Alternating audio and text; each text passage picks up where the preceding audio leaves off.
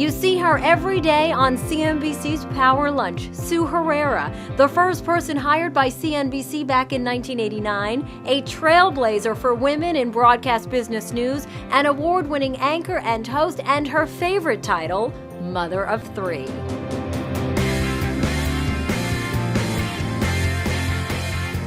So, tell us, have you found the balance that all of us other working moms can't seem to find? I think that's one of the biggest myths. I don't think there really is balance.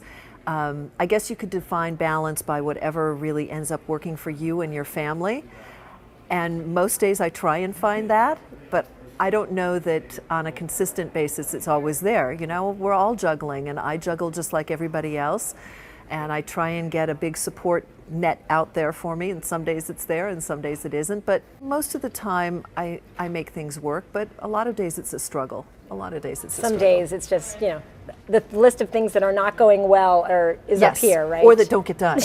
Right. And you just have to kind of prioritize. And I always say I surrender to the chaos. If by 11 o'clock I haven't gotten done like 3 or 4 things on the list, I just know they're not going to get done, and I just kind of move on. Now, you have this incredible career, right? And you need to be on top of financial news 24/7. Mm-hmm. I'm sure it was a little bit easier to do that before you became a mom of 3, right? I mean, yes. How did the challenge change between still being on top of your game, but still being the mom to 3 children that you want to be? You know, I think I just tried to adjust to it gradually, because I became the mother of 3 kind of instantaneously between being pregnant, adopting, and then having my son. It kind of all happened at once. And at first it was a real struggle. I found that I wasn't able to keep up with things as much as I used to be able to do that. So I kind of switched gears a little bit, and I asked for help. And all of the analysts that I used to call every day and talk to every day, I said, would you mind just emailing me your comments so that I didn't have to take that time to call them? And basically I just put my cards on the table and I said, I'd love to quote you, I'd love to use what material you have, but I don't necessarily have the time to reach out for you every day. So if you have something pertinent to say, send it to me. And it cut out that one step, at least in the beginning, and it allowed me to get the information that I need in a timely manner.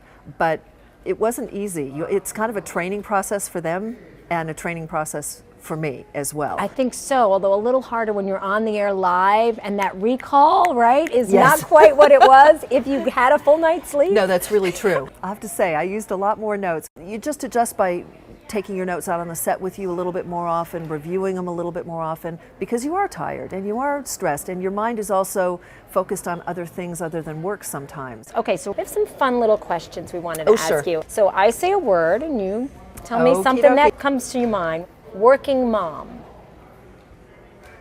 Juggler. Yeah, juggler. Balance, the B word. Ew. Guilt. Constant. It's all about guilt. It is. I wish somebody, when I was trying for 7 years to have a baby, would have said, you know, it's all about guilt. Did you know it's all about guilt? You'll save yourself a lot of guilt. Yeah. All right, sleep. Lack of. None. What's that? None, yeah. Okay. Hardest part of being a working mom? I think it goes back to that lack of balance. I think it goes back to juggling. I don't think you can really, all of those 3 things are kind of tied in together for me.